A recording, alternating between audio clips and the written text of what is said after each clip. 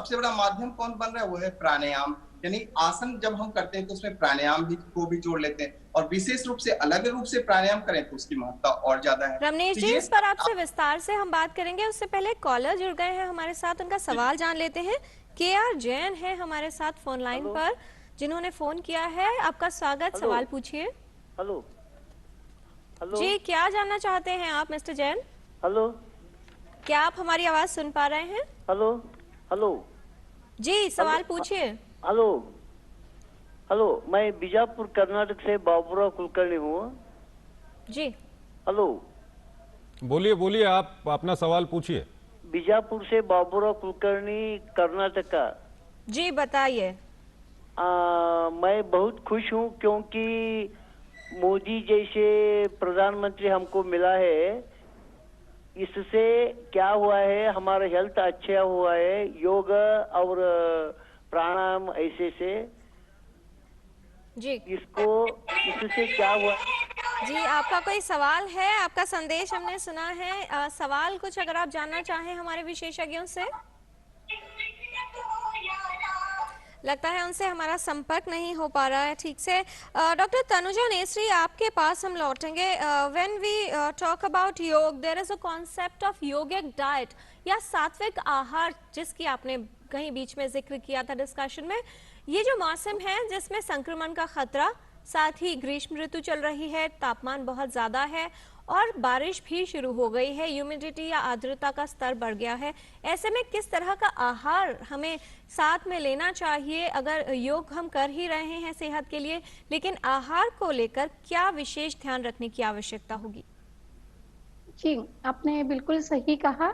क्योंकि जैसे कि हम ये कह रहे हैं कि योग कोरोना के साथ भी और कोरोना के बाद भी अगर स्वस्थ जीवन रहना है, स्वस्थ और आनंदी रहना है, तो हमें आयुर्वेद और योग दोनों को साथ साथ अपनाना होगा। और आयुर्वेद और योग दोनों में महत्वपूर्ण एक अहम हिस्सा है योगा साधना। योग अभ्यास के लिए आहार हमारा बहुत अच्छा होना चाहिए। कैसा होना चाहिए? TTSS, इतना सिंपल अगर हम ध्यान में रखें तो वो टेस्टी जरूर होना चाहिए, अपने टेस्ट का हो लेकिन वो ताजा हो, समय पे हो और सुपाच्य हो। हमारी इतना भरपेट ना खाए कि हम पचा भी नहीं पाए। इसीलिए जो कुछ भी खा रहे हैं वो हल्का, ताजा, सुपाच्य।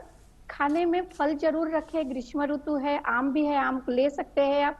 आंवला जरूर ले लीजिए, आंवले का रस ले लीजिए, जिसके कि जैसे मौसमी है, अनार है, संतरा है, तरबूजा, खरबूजा, ये रोज एक फल ताजा जो रस भरा वो आपको जरूर लेना चाहिए। अनार जरूर ले लीजिएगा।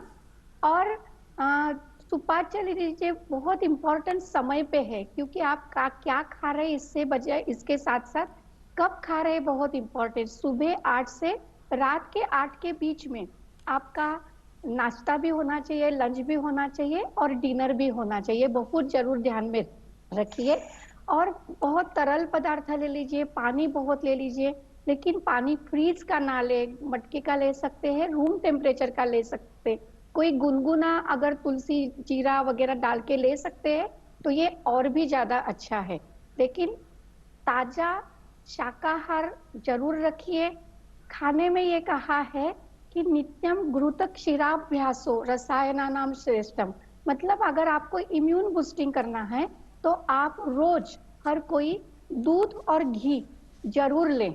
1 चम्मच दूध और 1 गिलास दूध और 1 चम्मच घी, और उसमें अगर आप 1 चम्मच हल्दी डालते हैं तो ये गोल्डन मिल्क हो जाता है, गोल्डन लैटे होता है। ये मतलब अधिकस्य अधिकम फलम, वो बेहतरीन इम्यूनो मॉड्यूलेशन भी है और नरिशिंग भी है और सात्विक है। ये मैं जरूर कहना चाहूंगी। We are also getting a lot of emails, Dr. Tanuja. We have received an ji email from Mr. Ramesh Kumar. His question is, will body cleansing be helpful at this point of time? शरीर के शुद्धिकरण का कितना महत्व मानती हैं आप? बहुत अच्छा सवाल है। That is the really the key thing, क्योंकि जो फ्री रेडिकल्स हो रहे हैं, वायरस अंदर आता है, इन्फ्लेमेशन करता है, ऑक्सीडेशन होता है, और वो फ्री रेडिकल्स जो those are the toxins that should be removed from the body. Bio purification, bio cleansing होना चाहिए, तो शोधन जरूर करना चाहिए।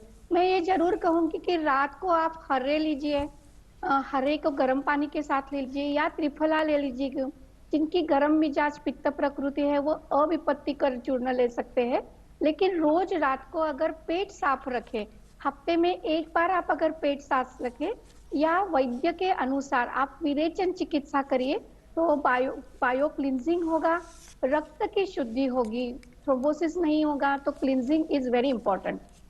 बिल्कुल ये शोधन प्रक्रिया डॉक्टर तनुजा, पंचकर्म करना चाहिए। बिल्कुल काफ़ी महत्वपूर्ण जानकारियां आपने दी हैं। रमनीश हमारे साथ जुड़े हुए हैं। रमनीश, जिस तरह से डॉक्टर तनुजा ने बताया कि दूध में हल्दी डालकर पिएं और दूसरे ऑक्सीडेंट्स लें या बहुत कुछ जो भी वो काफ़ी महत्वपूर्ण चीज़ें बता रही हैं, इससे शरीर की इम्यूनिटी बढ़ेगी और शरीर वायरस से लड़ने के लिए कारगर सिद्ध होगा। हम आपसे जानना चाहेंगे कि जिस तरह से अभी हम बात कर रहे थे फेफड़ों के बारे में, दिमाग के बारे में और दिल के बारे में, ये तीन वो जगह हैं जहां पर इस वायरस का अगर हम बात करें तो प्रभाव ज़्यादा देखने को मिल रहा है। तो वक्त हमारे पास कम है, इसलिए सीधे सीधे हमारे दर्शकों को बता दीजिएगा, सबसे पहले फेफड़ों के लिए कैसे योग करें? फेफड़ों के लिए सबसे अच्छा आसन है उष्ट्रासन माना जाता है, कि जब हम उस आसन को करते हैं तो सबसे ज्यादा फैलाव हमारे छाती के लिए होता है। तो छाती के लिए होता है तो ऑक्सीजन का प्रवाह हम ज्यादा से ज्यादा संग्रहित करते हैं अपनी छाती को, तो उससे हमें आराम मिलता है। और हमारे अंदर जो टॉक्सिन्स होते हैं उसकी निकालने की जो है you can remove all the toxins from your body while you do उष्ट्रासना। उसके अलावा है धनुरासन, फिर चक्रासन। ये सारे आसन क्या करते हैं, खास करके हमारी छाती का बहुत विस्तृत फैलाव होता है, वह फैलाव हमें फेफड़े की मजबूती के लिए होता है और लंग्स कैपेसिटी इंप्रूव होना बहुत ज्यादा जरूरी है। तो उसके लिए ये सारे आसन खास करके जो है चक्रासन, धनुरासन, उष्ट्रासन, ये काफी उपयोगी माना जाते हैं। इसके बाद हम प्राणायाम की चर्चा हमने जब पहले करी, तो प्राणायाम हम किस रूप में करें और कैसे करें, यह सबसे ज्यादा जरूरी है। प्राणायाम तो सभी लोग करते हैं, लेकिन हमें करना कैसे चाहिए ये सबसे ज्यादा महत्वपूर्ण बात है, क्योंकि प्राणायाम का अर्थ है श्वसन शक्ति का विस्तार करना। जैसे कि हम नाड़ी शोधन प्राणायाम हम कर रहे हैं अभी, तो नाड़ी शोधन प्राणायाम हम जब करते हैं, नाड़ी शुद्धि यानी कि 72,000 हमारी नाड़ियां होती है, उसमें से मेन होती है इड़ा, पिंगला और सुषुम्ना। यदि ये तीनों कंट्रोल में हो तो हमारे शरीर में किसी भी तरह का क्षय नहीं होता है और हम अपने आप को हमेशा तरोताजा, एनर्जेटिक महसूस करते हैं। आज के समय में लोग इस बात को समझने की जरूरत है कि थक कैसे जाते हैं। तो हमारे बॉडी में सेल्स जैसे ही डैमेज होता है, जब हम फिजिकल प्रैक्टिस कोच करते हैं तो उसमें बहुत ज्यादा हमारे शरीर का सेल्स डैमेज होता है। लेकिन हम प्राणायाम जब हम करते हैं तो उसमें ऑक्सीजन का जो प्रवाह है हमारे अंग प्रत्यंग यानी कि हमारे इंटरनल ऑर्गन्स को पहुंचता है। और जहां पे चूंकि हमारे बॉडी में कितने % ऑक्सीजन का पहुंच पाता है, और हमारे बॉडी में जैसे कि स्रोत के रूप में देखा जाए कितने रिसोर्सेज होते हैं हमारे शरीर में, 72% हमारे रिसोर्सेज माने जाते हैं कि वाटर के होते हैं, 12% हमारे भोजन के होते हैं, 6% ओनली। और वही 6% का कमाल देख सकते हैं कि कितना बड़ा कमाल है कि हमारे शरीर में यदि ऑक्सीजन का प्रवाह सही ढंग से हो तो हम अपने आप को पूरे दिन तरोताजा पाते हैं, एनर्जेटिक पाते हैं। तो इस बात को समझने की जरूरत है कि जब हम सांस लेते हैं तो लंबी और गहरी सांस हो। जितनी लंबी गहरी सांस होगी उतना ही ज्यादा हम कम थकेंगे और हम अपने आप को हमेशा तरोताजा पा सकते हैं। और कोई भी यानी कि रमनीश, हम ये बोल सकते हैं अपने दर्शकों को कि प्राणायाम काफी महत्वपूर्ण सिद्ध हो सकता है इस बीमारी से लड़ने के लिए। लोगों को नींद नहीं आती। नींद नहीं आने का सबसे बड़ा कारण क्या है कि ऑक्सीजन का प्रवाह सही ढंग से मस्तिष्क को नहीं पहुंच पा रहा है। हमें जैसे बहुत सारे लोगों को होती है कि याददाश्त क्षमता आज भूलते जा रहे हैं, कोई भी चीज कहीं सामान हमने छोड़ दिया और हम भूल जाते हैं, क्या होता है, लोगों को नींद आती है। उसमें सबसे प्रमुख प्राणायाम माना जाता है भ्रामरी प्राणायाम। भ्रामरी प्राणायाम में एक रसायन होता है जिसको कहते हैं मेलाटोनिन। खास करके अर्धरात्रि में क्या होता है, वह रसायन स्राव होता है। और भ्रामरी प्राणायाम जब हम करते हैं तो वह स्राव बहुत अच्छे तरीके से होता है, लेकिन लोगों को जानकारी नहीं है। यदि जानकारी हो तो उस प्राणायाम का अभ्यास किया जाए। लोगों को जैसे नींद नहीं आती, जिसको अनिद्रा है, तो उसके लिए भ्रामरी प्राणायाम, मैं अभी दिखा देता हूँ भ्रामरी प्राणायाम कैसे किया जाता है। वो बहुत ही उत्तम प्राणायाम माना रमनीश जाता है। जी, आपसे हम जानेंगे भ्रामरी प्राणायाम का क्या तरीका है। उससे पहले हमारे पास कुछ संदेश हैं विशेषज्ञों द्वारा जो हम तक पहुंचे हैं, तो आइए देख लेते हैं योग का महत्व और क्या लाभ होते हैं उसके हमारे शरीर पर। जी जी जी।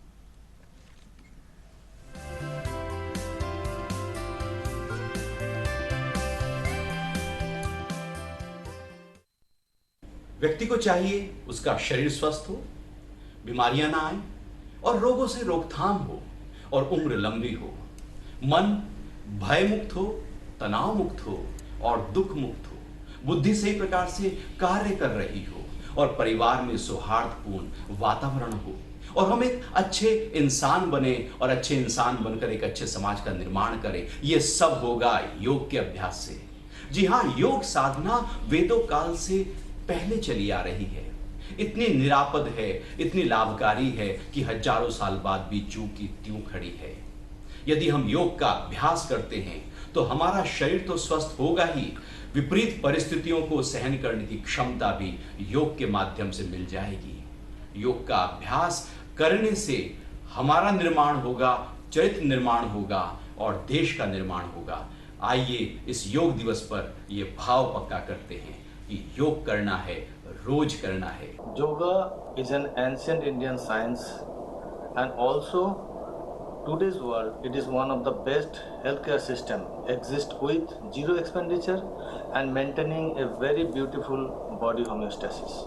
It involves optimum activation through all this system in a very synchronized way, like central nervous system by afferent and efferent activity, then cardiovascular system, cardiorespiratory system, endocrinal system and molecular mechanism, which in turn gives a very beautiful positive feedback like decreasing stress hormones. And by giving it reduces the stress by decreasing that cortisol and epinephrine.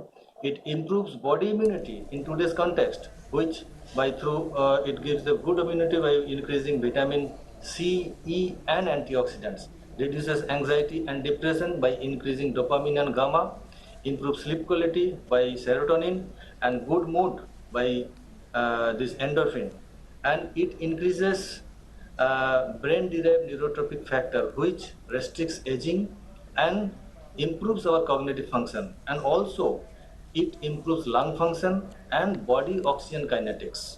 जी,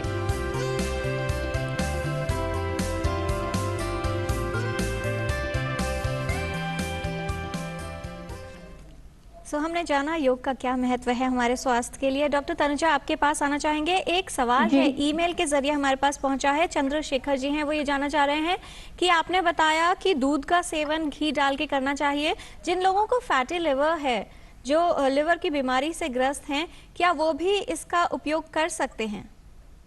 गाय का घी अगर 1 चम्मच ले, साथ में लेना जरूरी नहीं, लेकिन गाय का घी 1 चम्मच ले, उससे HDL बढ़ता है और LDL कम हो सकता है। जिनको फैटी लिवर है वो 1 चम्मच घी लेने से कोई नुकसान नहीं है, और वो दूध भी स्किम में गाय का दूध ले तो उससे कोई नुकसान नहीं होगा। डॉक्टर ले तनुजा, सकते हैं। बिल्कुल डॉक्टर तनुजा, और मैं और एक कहूंगी, जी जी जी, दूध में अगर सौंठ डाले, जिनको फैटी लिवर है हजम नहीं होता, तो थोड़ी इलायची और थोड़ा सौंठ डाल के ले तो वो दूध भी हजम होगा और फैटी लिवर में बिल्कुल नुकसान नहीं होगा, ये कहना चाहूंगी मैं। यस, आप बताइए। डॉक्टर तनुजा, एक सवाल यहाँ पर काफी महत्वपूर्ण हो जाता है। अगर हम योग की बात करते हैं, योग के जो विभिन्न पहलू हैं, विभिन्न तरह के योग जो हैं, उनमें कहीं न कहीं अभी भी उनमें एक तरह की क्लिष्टता है। ये इतना अभी सुगम नहीं बनाया गया है कि आम आदमी पार्क में चलते हुए योग कर ले या कभी वो मेट्रो में जा रहा है उसमें योग कर ले, जबकि ये हो सकता है। अगर हम प्राणायाम की बात करें तो उसमें आप कुछ हद तक उसको कर सकते हैं। ये क्लिष्टता दूर करने की कितनी जरूरत है? एक सहज योग है जिसमें कि स्पाइन, जैसे अभी कपालभाति प्राणायाम तो हम 10 मिनट दिन के सुबह या शाम करें, ये जरूरी नहीं, वो करना भी नहीं चाहिए, लेकिन एक सहज योग क्रिया है, वो कर सकते, क्लिष्टता उसमें से कम कर सकते। धीरे धीरे आप योग के अभ्यास करने के बाद क्लिष्टता होगी, लेकिन जो सिंपल आसन है, प्राणायाम है, भ्रामरी, कपालभाति, नाड़ी शोधन, ये तो हर कोई कर सकता है। और कुछ आसन ऐसे जैसे सूर्य नमस्कार, ये हर कोई कर सकता है। क्लिष्टता जरूर कम करनी चाहिए, इसीलिए वो जो इंटरनेशनल योग दिवस पे जो प्रोटोकॉल बनाया है वो बहुत ही सहज और सरल करने का हर कोई कर सकता है, ये कर सकता है। तो ये मैं जरूर आह्वान करूंगी कि आयुर्वेद के आहार और इम्यूनो बूस्टिंग के साथ आप योगा प्रोटोकॉल जरूर करें, क्योंकि वो सहज और सरल है, उसमें क्लिष्टता कम की गई है। जी, रमनीश जी, आपके पास हम आए और जान लें कि योग के महत्व को अगर 2 वाक्यों में समझना चाहें, किस तरह से बताना चाहेंगे आप? देखिए, जैसे कि आपने कृष्णता की बात करी, तो आसन के मैं संक्षेप में थोड़ा जाऊंगा, फिर मैं योग की बात करूंगा। बहुत तो हर संक्षिप्त में आपका उत्तर चाहेंगे रमनीश जी। asana means in which one can remain physically, mentally steady, calm and comfortable. ये आसन की मीनिंग होती है।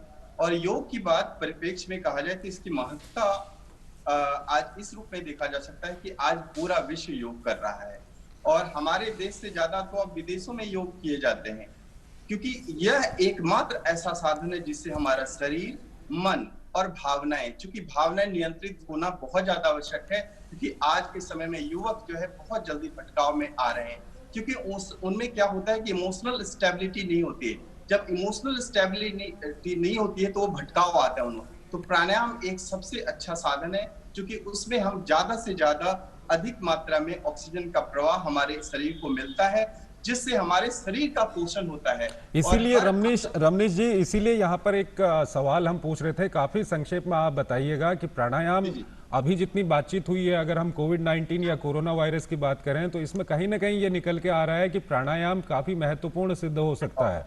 लेकिन प्राणायाम की जो अभी तक आम जनता को आप जाके बताएंगे तो जो जिस तरह की क्लिष्टता है, उस क्लिष्टता से किस तरह से इसको निकाल सकते हैं? क्योंकि पहले जमाने में हम देखते थे आदमी बहुत चलता था, दौड़ता था, उसका फेफड़ा पूरा फूलता था और फिर उसके बाद कॉम्प्रेस होता था।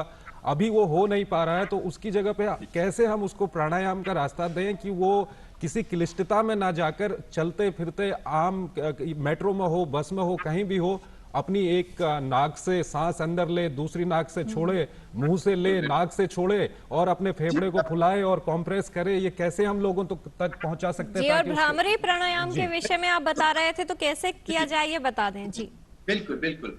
भ्रामरी प्राणायाम से पहले मैं थोड़ा सा नाड़ी शोधन के बारे में बताऊंगा कि जो तीसरा प्रारूप उसका होता है, जब मेट्रो की बात करें थे, कहीं पे भी किसी भी जगह, उसमें क्या करना है कि हमें 12 से 15 सेकंड तक एक बार में सांस लेना है। जैसे लंबी गहरी सांस लिया और छोड़ा, बस। और जब हम सांस ले रहे हैं, चूंकि कोई देख नहीं रहा होता है उस समय, और हम अपनी सांसों के ऊपर ध्यान लगाएं। यदि हम किसी से बातचीत भी करें, लेकिन अंतर्मन में हमारा लंबी गहरी सांस, ये मन में यदि धारणा बैठ जाती है, तो आपकी ब्रीथिंग कैपेसिटी इंप्रूव हो जाती है। बात है कि हम भ्रामरी प्राणायाम की चर्चा कर रहा था कि मैं भ्रामरी प्राणायाम एक महत्वपूर्ण प्राणायाम माना जाता है, जो कि हमें नींद अच्छी दिलाता है। और आज लोगों को तनाव के वजह से कहते हैं ना, प्रज्ञा परादो ही सर्व रोगा नाम कारणम, उसका उत्तर है भ्रामरी प्राणायाम।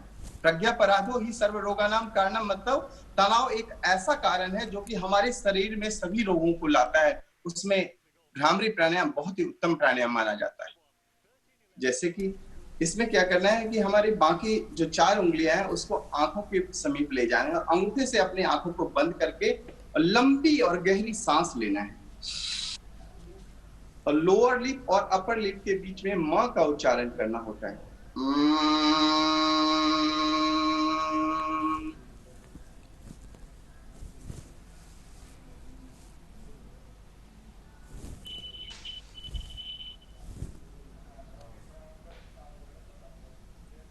इस प्राणायाम को हम यदि 10 बार करें, और जब भी करें, सपोज हमें नींद नहीं आ रही है, रात में नींद नहीं आ रही है, उसी समय हम कर दे, कभी भी इस प्राणायाम को किया जा सकता है। जी रमनीश जी, जाहिर तौर पर कई लाभ हैं, न सिर्फ भ्रामरी प्राणायाम के बल्कि अन्य प्राणायाम और योगासन अगर व्यक्ति करता है तो स्वास्थ्य लाभ भी हैं, और व्यक्तित्व और जीवन पर भी उसके लाभ देखे जा सकते हैं। हमारे पास सिस्टर शिवानी ब्रह्म कुमारी जो हैं, उनका संदेश है योग के विषय पर, आइए डालते हैं उस पर एक नजर।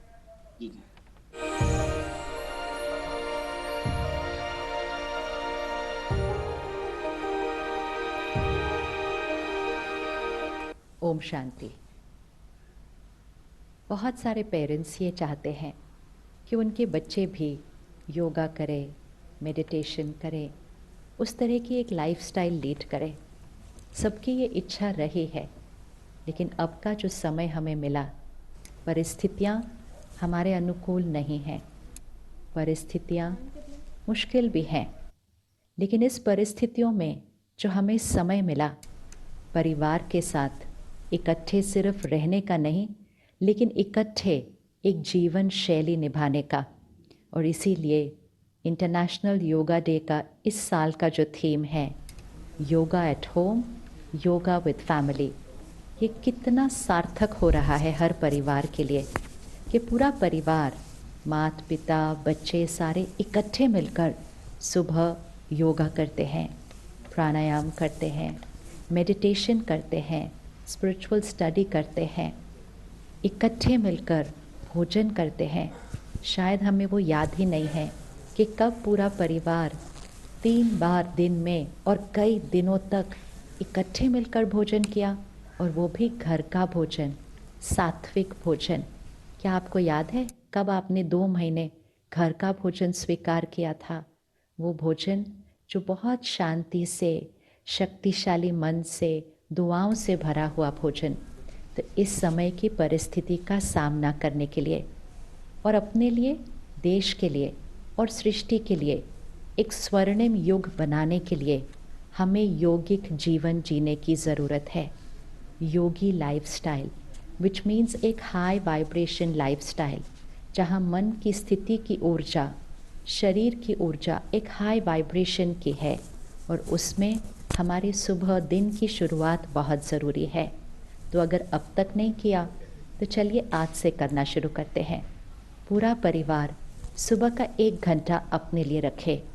1 घंटा मन को स्वस्थ बनाने के लिए और शरीर को स्वस्थ बनाने के लिए सुबह 1 घंटा अपने और अपने परिवार के साथ योगी जीवन के लिए सुबह की शुरुआत योगी तरह से होनी चाहिए। तो सुबह कुछ क्षणों के लिए परमात्मा को पहले याद करें, ध्यान करें, मेडिटेशन करें, फिर आध्यात्मिक अध्ययन। ये आत्मा को बहुत शक्तिशाली बनाता है जब सुबह सुबह परमात्मा के महावाक्य इसमें जाते हैं, तो हमारी सोच और बोल वैसे बन जाते हैं। और फिर योगा और प्राणायाम, ये सब कुछ के लिए हमें सिर्फ 1 घंटा चाहिए सुबह, लेकिन वो सुबह का 1 घंटा हमारे मन को निरोगी, निडर, निर्भय रखेगा, हमारे शरीर को स्वस्थ रखेगा और हमें इस परिस्थिति का सामना करने की शक्ति और एक बहुत सुंदर भविष्य बनाने की पावर देगा। ओम शांति।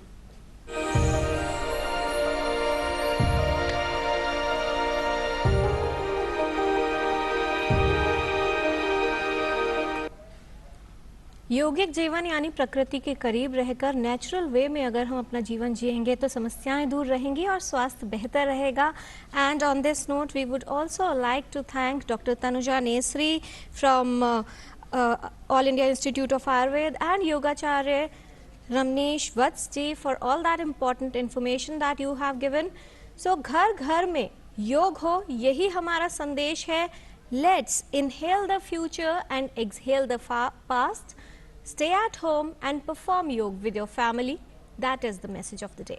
बिल्कुल। और आज के जो हालात हैं, और ख़ासकर अगर हम कोविड-19 या कोरोना वायरस की बात करें, तो अभी जिस तरह से एम्स के जो एक्सपर्ट हमारे साथ जुड़े हुए थे वो भी बता रहे थे कि काफ़ी योग कारगर सिद्ध हो रहा है कोरोना वायरस महामारी से लड़ने में और संक्रमण ना फैले इसके लिए। और ऐसे में आप लोग भी योग को अपना सकते हैं। काफ़ी सरल और सहज योग हैं जिनको आप अपना सकते हैं, जिनको आप कहीं भी किसी भी जगह पर कर सकते हैं। तो आप योग को अपनाइए और इस तरह की बीमारियां आपसे दूर रहेंगी आज भी और आने वाले समय में भी। जी हाँ, हम लौटेंगे फिर आपके साथ एक नए विषय को लेकर। आज के लिए फिलहाल इतना ही, हमें दीजिए इजाज़त। नमस्कार। नमस्कार।